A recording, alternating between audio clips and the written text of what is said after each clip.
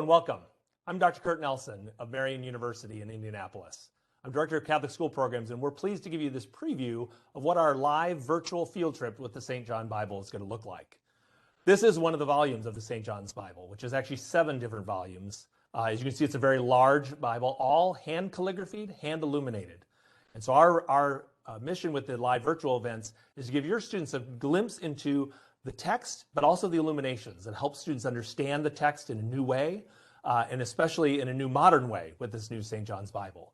So we hope you enjoy this preview, and we hope you'll join us for one of our upcoming live virtual field trips.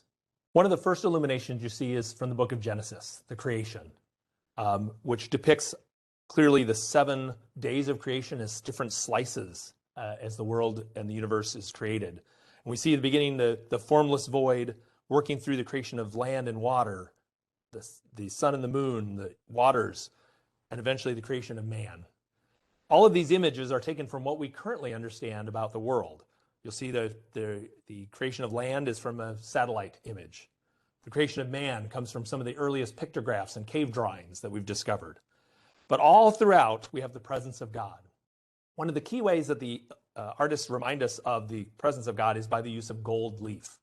And so you'll notice throughout this, there's gold leaf in these little boxes at the end of each day, signifying the end of the first day, God saw it was good. The end of the second day, God saw it was good. The end of the third day, leading up to the 7th day, when God's fully at rest in the fullness of creation with all gold.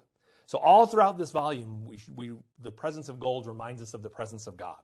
St. John's Bible, the artist took into account all the things we know currently about science and the history of humanity.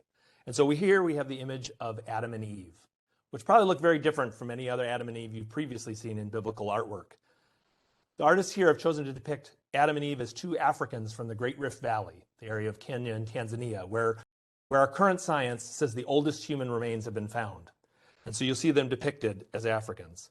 All surrounding them, you'll see all kinds of created work that human hands do, all different textiles from around the world, signifying that humans are not only created, but God has endowed us with a creative ability to share in his creation. Here we have an illumination of the beginning of the Gospel of John. In the beginning was the Word, and the Word was with God, and the Word was God. And the artists have shown Jesus at the beginning of creation, fully divine, again using the gold leaf to represent his divinity. All surrounding him are pictures that are inspired by the images from the Hubble Space Telescope. This illumination is from Luke chapter 24, the road to Emmaus.